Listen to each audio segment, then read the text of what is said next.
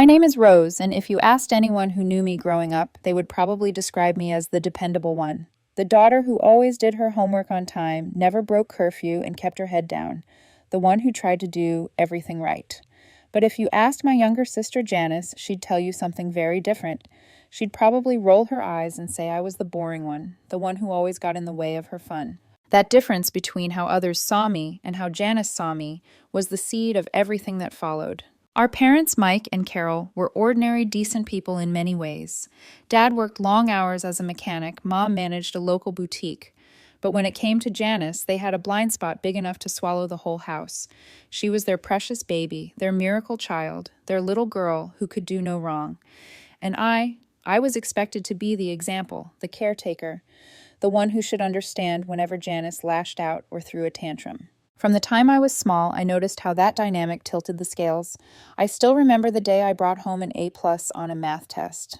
I was in 5th grade, proud as could be. Mom barely glanced at my paper before Janice, only 7 at the time, started crying that she never got new toys like I did. Within an hour, Mom was driving her to the store to pick out a Barbie doll. My A+ paper ended up shoved in a drawer. Moments like that piled up. When I made the basketball team in high school, Janice suddenly fell in love with basketball too. She showed up to practice in brand new sneakers while I wore the same worn-out pair I'd saved allowance for. She quit after 2 weeks of course sweat and discipline weren't really her thing, but not before managing to make my accomplishment feel small. And yet, despite everything, I loved her. That was the cruelest part.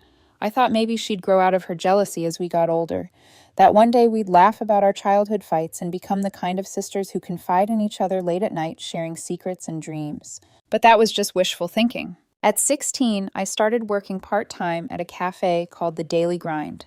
The place smelled perpetually of roasted beans and cinnamon rolls, and I liked how the steady rhythm of wiping counters and steaming milk gave me a sense of control. Mrs. Patterson, the owner, was kind but firm. She taught me how to balance a till, how to deal with rude customers, and most importantly, how to keep going even when you were bone tired. The pay wasn't great, but every dollar mattered to me. I had one goal: to save enough money for a car. Not just any car, but a used Honda Civic I'd been dreaming about since freshman year. I wanted to buy it with my own money, to prove I could stand on my own 2 feet, to show that even if no one else saw me, I could build something for myself. So I saved. For years. 4 long years of working weekends, skipping movies with friends, and saying no to every temptation. I opened a bank account, and each deposit felt like a tiny victory. I'd log in late at night just to watch the numbers climb. By my second year of college, the account held $15,000, just $2,000 more, and I could finally buy the slightly newer model I had my heart set on. It was around then that Janice, now 18, started coming to me with her troubles. One evening, I came home from class to find her waiting on the porch, eyes rimmed red. "Rose," she sniffled. "I messed up. I lost $200 playing online poker. Please, you can't tell Mom and Dad. They'll kill me." I should have said no. I should have told her she'd made her bed and had to lie in it. But when she hugged me, sobbing against my shoulder, all my anger melted away. Against my better judgment, I handed her the money. "This is the last time, Janice," I warned, trying to sound stern. "You need to stop gambling." She nodded furiously, wiping her tears. "You're the best sister ever. I promise I'll stop." But she didn't stop. Every few weeks there was another crisis. Another "I messed up," another tearful plea. Each time she swore it was the last. Each time I believed her, because I wanted to believe her. Because part of me still hoped that helping her would bring us closer, that maybe she'd see I wasn't her enemy. Once when I was bedridden with the flu, I even gave her my bank card and PIN so she could withdraw some cash for groceries. I didn't think twice about it. She was my sister after all. That was my biggest mistake. Looking back, I should have recognized the pattern. The jealousy, the manipulation, the way she'd twist situations so she came out looking like the victim. But when it's your family, your little sister, you don't want to believe they're capable of hurting you on purpose. The truth, she was just getting started. The day it happened felt ordinary, too ordinary. I had just finished a long lecture on consumer behavior and stopped by the library before heading back to my dorm. My mind was full of marketing theories and final exams, and all I wanted was a quiet evening. Out of habit, I opened my banking app to check my balance. I had been so careful, so methodical with every deposit, and I liked to keep myself motivated by watching the number creep closer to my goal. But instead of $15,000, the screen showed a flat, merciless zero. At first, I thought my eyes were playing tricks on me. I blinked, refreshed the app, tried again. Same number, zero. My chest tightened, a vice squeezing the air out of my lungs. I felt dizzy, my hands trembling so badly I nearly dropped my phone. For 4 years, I'd worked, sacrificed, and saved. 4 years of saying no to myself, of watching friends go on trips or buy new clothes while I clung to my dream. And now it was gone. I rushed outside to call the bank, pacing in frantic circles on the sidewalk. There has to be some mistake, I told the representative, my voice breaking. But after a long silence and the sound of typing, the woman said calmly, "No, Ms. Davis. The money was withdrawn yesterday. Multiple large transactions to an online gambling site, all with your card and PIN." Her words echoed like gunshots in my head. Card and PIN. Only one person besides me had those. Janice. I hung up and stood frozen on the sidewalk, my pulse pounding in my ears. I wanted to deny it, to think maybe I had been hacked, but deep down I already knew the truth. The drive home was a blur. I borrowed my roommate's old sedan and gripped the steering wheel so tightly my knuckles turned white. Every red light felt like an eternity, my thoughts racing faster than the car. By the time I pulled into our driveway, anger had swallowed my fear whole. I burst through the front door, and there she was, Janice, sitting cross-legged on the couch, scrolling through her phone like nothing had happened. "Did you take my money?" My voice shook, but not from uncertainty, from fury. Her head snapped up, eyes wide with faux innocence. "What money? What are you talking about? Don't lie to me." My hands were trembling as I held up my phone. The bank confirmed it, $15,000, all gone spent on gambling sites. With my card. With my PIN. "You did this." For a split second, something flickered in her eyes, guilt, maybe. But it vanished as quickly as it appeared. She leaned back, laughing softly like I'd just accused her of stealing the moon. "That's crazy, Rose. Maybe your account got hacked or something. You can't seriously think I'd do that to you." "Don't play games with me, Janice." I snapped, my throat raw. "I trusted you. You were supposed to get groceries for me, and instead you emptied my life savings." The front door opened then, and Mom and Dad stepped inside, grocery bags in hand. Their timing couldn't have been worse. "What's going on here?" Dad asked, his brow furrowing as he set down the bags. I turned to them, desperate. "She stole my money, all of it. 4 years of saving for a car for my future, it's gone. And the bank says it was spent on gambling sites with my card. She's the only one who had my PIN." Janice's eyes welled up instantly, tears streaming down her cheeks as she buried her face in her hands. "I don't know why she's saying this about me. I didn't do anything." Mom dropped her bag and rushed to her side, cradling her like she was still a child. "Oh, sweetheart, don't cry." "Rose, how could you accuse your sister of something so terrible?" "Because it's the truth," I cried, feeling hysteria rise in my chest. "Look at her. She's not even denying it. She's just pretending to cry. So you'll take her side, like always." Dad sighed heavily, his tone weary, almost annoyed. "Rose, I'm sure this is just a misunderstanding. Maybe there was a mistake at the bank. Let's not jump to conclusions." "A misunderstanding." My voice cracked. $15,000 is gone. Years of work gone overnight. And you want to call it a misunderstanding? Mom glared at me, her arm still around Janice, who was now hiccuping dramatically. Even if Janice did make a mistake, which I doubt, she's just a child, she doesn't understand the consequences. "She's 18, I shouted, tears spilling down my cheeks. "She's not a child. She's an adult, and she stole from me. I'm going to the police." That's when everything exploded. Dad slammed his hand on the counter. "You can't do that. She's your sister. Family protects family." "Protects her, you mean?" I shot back. "What about protecting me? What about all the years I worked for that money? Do I matter at all?" "You're being selfish," Mom snapped. "After everything we've done for you, food, tuition, help, a roof over your head, this is how you repay us, by threatening to throw your own sister in jail." I stood there shaking, staring at the three of them. Janice smirking faintly behind her tears, Mom holding her tight, Dad glaring at me like I was the problem.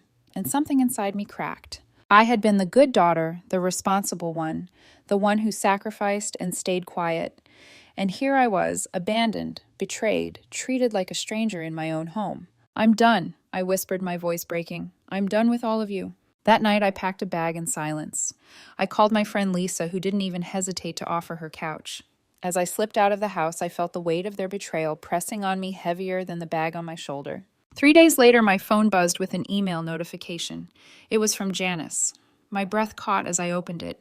The email contained a photo of me, the word loser scrawled across it in bold letters. The message beneath read, Mom and Dad will always take my side. I spent your money and had so much fun doing it. If you had more, I would have taken that too. Every time I play online, I think about your face when you found out. My stomach dropped. That was the moment I knew it wasn't just a mistake. It wasn't just weakness or addiction. She had enjoyed it. She had wanted to hurt me, and my parents had let her. 6 years passed. 6 long, silent years, without a single birthday card, without a holiday visit, without the faintest trace of my family. At first, the absence felt like a raw wound, like a missing tooth you can't stop touching with your tongue. But slowly, painfully, it hardened into something else, a scar. I finished college, got a job in marketing, moved into my own modest apartment. I rebuilt my savings not for a car this time, but for stability, independence, a future no one could take away from me. And yet, even as I stacked small victories, the shadow of betrayal followed me everywhere. Trust became a foreign language. Friendships remained shallow, boyfriends temporary. I couldn't shake the fear that letting anyone too close would only end in disappointment, just like it had with the people who were supposed to love me most. Then I met Ryan. It was at a company mixer I'd almost skipped. I stood awkwardly near the punch bowl, clutching a plastic cup like it was armor when he walked over. Brown hair that refused to stay neat, eyes that sparkled with mischief, and an easy smile that made people lean in. He worked in IT, he said. I laughed politely, ready to retreat until he cracked a self-deprecating joke about accidentally crashing the company server on his first week. Against my better judgment, I laughed. That was the beginning. He asked for my number, and for the first time in years, I didn't give a fake one. Our first few dates were simple coffee shops, walks through the park, a local diner with sticky tables but the best pancakes in the city. There was nothing flashy about Ryan, and maybe that's why I trusted him enough to keep seeing him. But trust is fragile, and mine was thinner than glass. On our third date at a small Italian restaurant where the candlelight made everyone look softer, Ryan leaned back and asked, "So tell me about your family." The words froze me mid-sip wine glass, hovering near my lips. I forced a smile, brushing it off. Not much to tell. Ryan tilted his head, teasing. Come on. Everyone's got family stories. My brother used to put bugs in my bed just to watch me scream.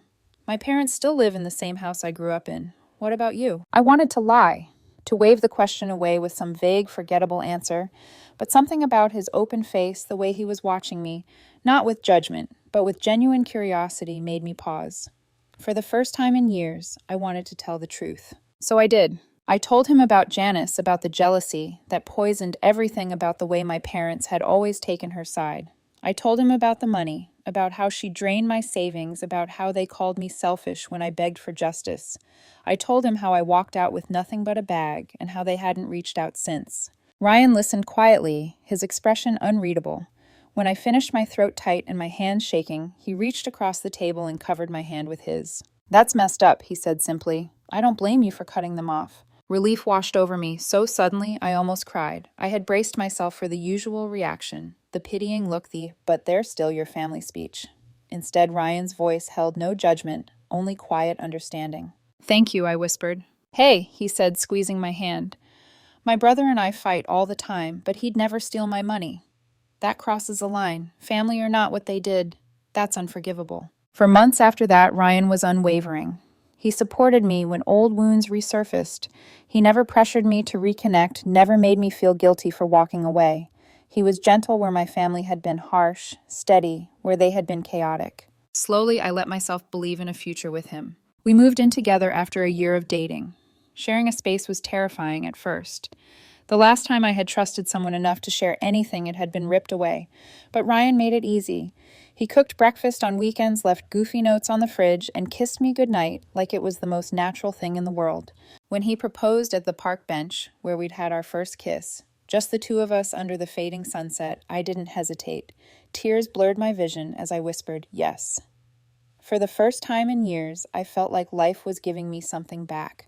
But as anyone who's ever lived through betrayal knows, peace is often just the calm before another storm. It started small. Have you thought about inviting your parents to the engagement party? Ryan asked one evening, scrolling through guest lists on his laptop. I looked up startled. You're joking, right? It's been 6 years. He shrugged. People change. Not them, I said quickly. Not Janice. He sighed, closing the laptop. Family should be there for big moments. Look at me and my brother, we've had some epic fights, but we always make up. This isn't like fighting over who gets the last slice of pizza, I snapped more sharply than I intended. She stole everything from me. They defended her while I begged for help. That doesn't just go away. I know, he said softly. I get it. But the flicker of doubt in his eyes told me he didn't. Not really. Over the next few weeks, the topic surfaced again and again. Always gentle, always casual, but persistent. My mom asked about your family. Don't you think you'll regret it if they're not there? What if they've changed? Each time I explained. Each time he nodded, pretending to understand. But I could feel something shifting between us, a crack forming in the foundation we'd built. And deep down, I feared I knew where it would lead. The week of our engagement party work sent me on a last-minute business trip. A big client was threatening to pull their contract, and my boss needed someone to put out the fire in person. I wasn't thrilled about the timing, but Ryan assured me he'd handle the final party arrangements. Don't worry about a thing, he said, kissing me goodbye at the airport. Just come back ready to celebrate. His cheerfulness felt almost too polished, but I brushed it off. He was my fiancé, my safe harbor. I had no reason to doubt him. The trip was exhausting. Long meetings, tense negotiations, late nights spent in sterile hotel rooms. By the time I boarded the plane home, my eyes burned from lack of sleep. Still excitement carried me through the fatigue. I was about to walk into a room full of friends and colleagues to celebrate the future Ryan and I were building together. I barely had time to change. Straight from the airport, I arrived at La Beliva, a cozy Italian restaurant with dim lighting and burgundy tablecloths. Ryan had reserved the private dining room, and as I stepped inside, the air filled with laughter, the clink of glasses, and the scent of garlic and wine. For a brief golden moment, everything felt perfect. And then my eyes landed on them, my parents, sitting near the front, their faces alight as if they belonged there. And beside them, Janice draped in a glittering dress hair, styled to perfection, smiling like the guest of honor. The room tilted. My stomach lurched. The air thickened until every breath scraped like sandpaper. Ryan spotted me instantly and hurried over, his face stretched into an anxious smile. Surprise, he said weakly, taking my hand. What are they doing here? My voice came out low, dangerous, shaking with restrained fury. He squeezed my arm, steering me toward the corner. I reached out to them on Facebook. They really wanted to make amends. Rose, they're your family. My blood roared in my ears. You had no right, I hissed. No right to go behind my back. You're exaggerating, he began, but I cut him off. Exaggerating. They stole from me, Ryan. They defended Janice while she laughed in my face. And you. My voice broke. You were supposed to be the one person who understood. His shoulders slumped. They're nice people, Rose. Your sister was just a kid when that happened. My mouth fell open in disbelief. A kid? She was 18, old enough to gamble, old enough to steal, old enough to know exactly what she was doing. And now you're defending her. Before he could answer, his parents approached his mother's hand, resting lightly on his father's arm. Rose, dear, she said with a saccharine smile. Family disagreements happen all the time. But blood is thicker than water. You need to forgive. Something inside me snapped. The words, the voices, the faces, they blurred together into a suffocating wall of betrayal. These people who barely knew me, lecturing me about forgiveness. Ryan, who had held me through nights of tears, now standing with them. And my parents beaming, as if their years of cruelty and neglect had never happened. I pulled my engagement ring off my finger and pressed it into Ryan's palm. My voice carried across the room, cutting through the music and chatter. You went behind my back and invited the people who hurt me most in this world. You betrayed my trust. The engagement is off. The wedding is off. We're done. The room fell silent. Glasses froze mid-air, conversations died mid-sentence. Ryan's face drained of color. Rose, don't do this, he pleaded, eyes wide with panic. You're overreacting. No. My voice was steady now, clear, almost calm. I'm finally seeing clearly. And with that, I turned and walked out. Behind me, I could hear the murmurs, the scraping of chairs, Ryan calling my name. But I didn't look back. My heels struck the pavement outside like gunshots, each step carrying me further from the life I thought I wanted, from the man I thought I could trust. The night air was cool against my burning skin, and for the first time in years, I felt something close to freedom, raw, painful, terrifying freedom. In the days that followed, Ryan called, texted, showed up at my workplace with flowers begging for another chance. I thought I was helping, he insisted, his voice breaking. I just wanted everyone to get along. You don't get to decide when or if I forgive my family. I told him, my voice like steel. You took that choice away from me. We're done, Ryan. I blocked his number that night.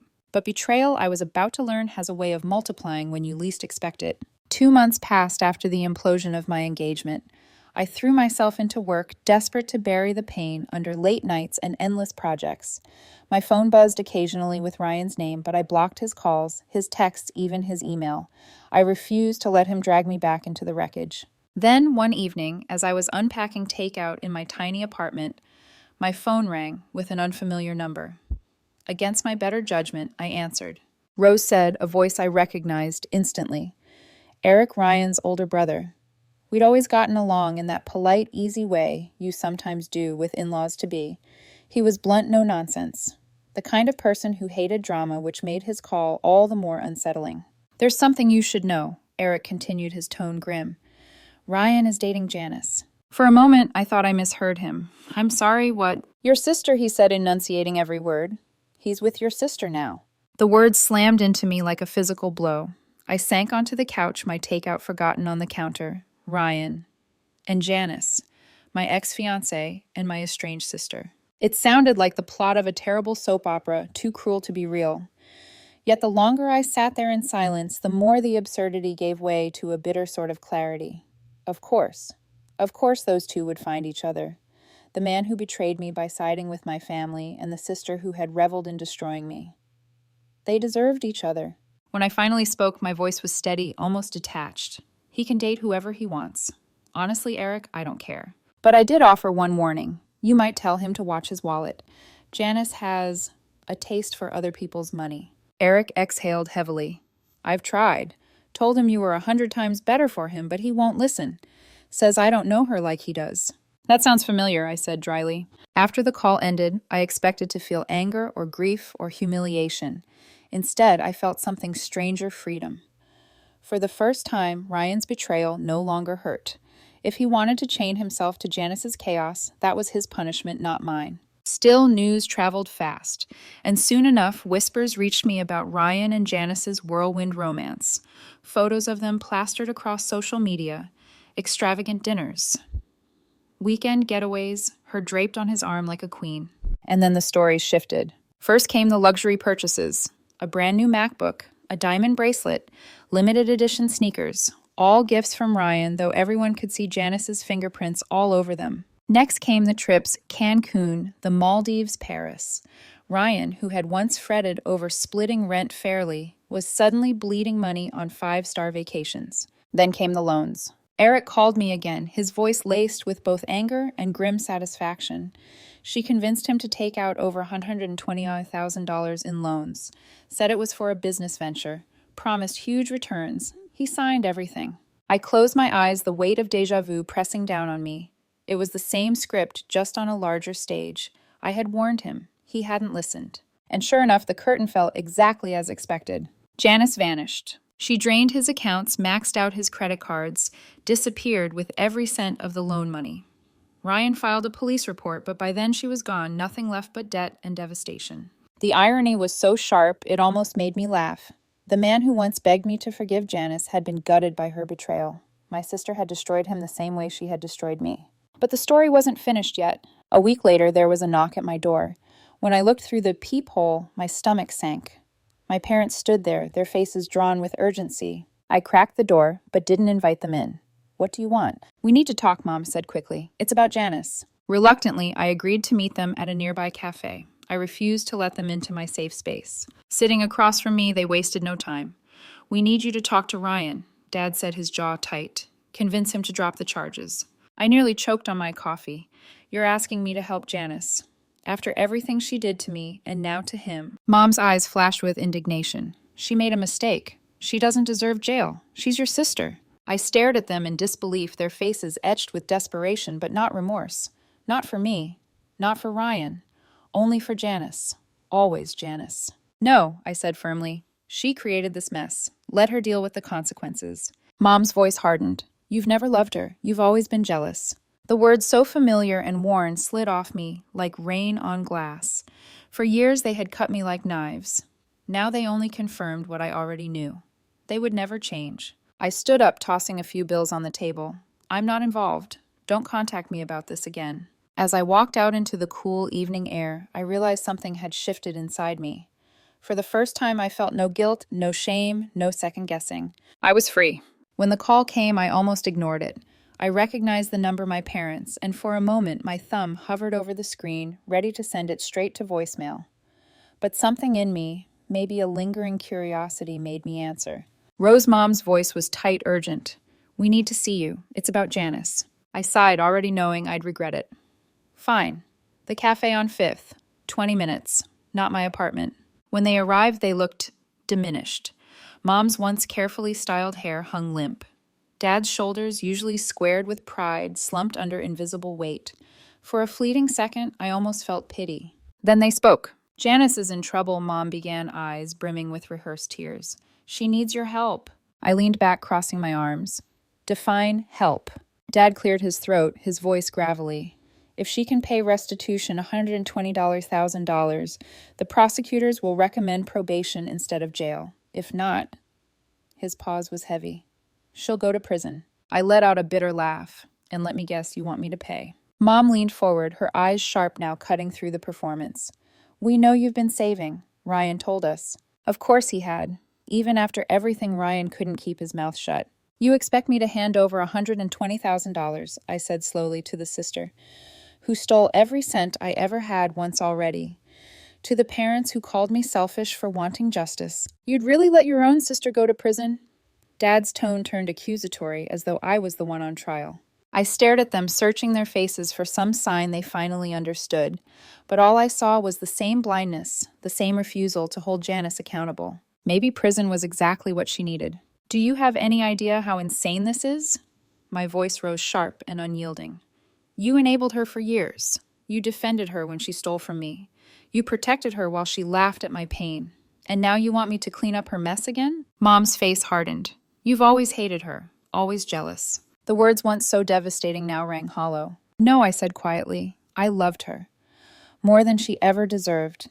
And you both of you made sure that love was trampled again and again. I stood pulling my coat around me. You raised her to believe there are no consequences. Now she's finally facing them. Don't you dare ask me to save her. They erupted, then accusations spilling like venom. Cruel, ungrateful, a terrible daughter.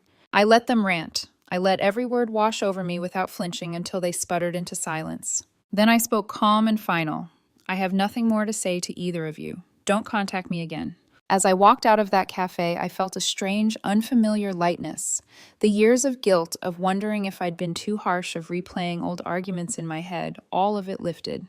For the first time, I knew with absolute clarity I was not the villain. Later that week, Eric called again. They sold their house. He told me, his tone a mix of disbelief and grim satisfaction. Use the money to pay restitution. The court gave Janice probation instead of prison. Now they're all crammed into some rundown apartment across town. I thanked him for the update and hung up, sitting in silence for a long while. Part of me wondered if I should feel sympathy. They had lost everything. Their home, their stability, their pride, all sacrificed at the altar of Janice. But then I remembered the girl who had sent me that email, calling me a loser, laughing at my pain. I remembered the night my parents held her while I stood accused. No, they weren't victims. They were reaping what they had sown. Meanwhile, my own life was quietly flourishing. Work had promoted me, recognizing the extra hours and relentless dedication I poured in. And I had started seeing someone, James. He wasn't dazzling or reckless like Ryan, but he was steady, kind. When I told him about my family, he didn't flinch or try to fix it. He respected my boundaries. He didn't tell me I should forgive. He just listened. With James, I laughed more than I had in years. We cooked dinner together, walked hand in hand through farmers' markets, shared quiet evenings watching old movies. There was no chaos, no manipulation, no heavy weight pressing down on my chest. It was simple, easy, safe. And after everything I had endured, that felt like the rarest treasure of all. Still, in the quiet hours of the night, when shadows stretched long across my walls, I sometimes wondered if the story was really over. Because with my family, peace had never lasted long. I should have known Ryan wasn't finished. One afternoon, months after Janice's fraud case made the news, my assistant buzzed my office line. "A man named Ryan is here to see you," she said hesitantly. "He looks rough." I told her to let him in. I needed to face him, if only to finally close that chapter. When he walked through my office door, I barely recognized him. His once neatly pressed shirts had been replaced with wrinkled clothes that smelled faintly of stale coffee. Dark circles hollowed his eyes. His hands shook as he clutched his phone like a lifeline. "Rose," he said, his voice hoarse. "I'm so sorry. About everything. About your sister. About the party. You were right about all of it." I studied him, this man I had once thought I'd marry. Pity stirred faintly, but nothing more. "She ruined me," he continued, pacing like a caged animal. "Janice drained everything. The loans, the savings, even my parents' emergency fund. I'm drowning, and all I can think is, if I had just listened to you." His voice cracked. "Maybe you could help me, just until I get back on my feet. We had something once, Rose. Doesn't that mean anything?" I let him finish. Then I leaned forward, my tone measured. "Ryan, what we had is gone. You betrayed me long before Janice betrayed you. You brought the people who destroyed my life back into it against my will. And when I begged you to understand, you chose them, not me." He flinched, his shoulders sagging. "I can't help you," I said firmly. "Not financially, not emotionally, not at all. Whatever problems you have now, they're yours to solve, not mine." For a long moment, he stared at me as if trying to summon the girl who once adored him. But that girl was gone. Without another word, he left. That night, I met James for dinner. He listened quietly as I told him about Ryan's visit. He didn't offer platitudes or tell me I should feel sorry. He just reached across the table and took my hand. "You did the right thing," he said simply. His reassurance was steady and grounding. For the first time, I realized I wasn't carrying my burdens alone anymore. Weeks later, Eric called with one final update. "They caught your sister," he said. "She's been charged officially with fraud. Probation only thanks to your parents selling their house, but she's broke. They all are. Living in some dingy apartment across town." I closed my eyes, picturing them. The once proud parents who had chosen Janice again and again, now reduced to sharing a crumbling space with the daughter who dragged them down. Should I have felt sorry? Maybe, but I didn't. Because sympathy belongs to those who tried, who stumbled, but sought to do better. My parents never tried. They enabled Janice at every turn, sacrificing me over and over on the altar of her comfort. And Janice, she reveled in the pain she caused. No, they weren't victims. They were architects of their own collapse. Meanwhile, my life was moving forward. Work was thriving. My savings, finally untouched, grew steadily. And with James, I felt something I hadn't dared to hope for in years, peace. One evening, as we shared a bottle of wine, James asked me quietly, "Do you ever miss them?" The question startled me. I thought about it for a long time before answering. "No," I said finally. "I miss the idea of family, but not them. I never really had the kind of family I dreamed of. I had a sister who resented me and parents who excused her cruelty at my expense. Missing them would mean missing something that never truly existed." James squeezed my hand. He didn't push, didn't tell me forgiveness was the answer. He simply understood, and that was enough. Sometimes people call me cold for cutting my family off. Sometimes they say forgiveness heals all wounds. But here's what I've learned. Forgiveness isn't a cure-all. Sometimes it's a trap, a way of keeping you tethered to people who thrive on hurting you. Walking away, choosing myself, that was my act of survival. And for the first time in my life, I was free.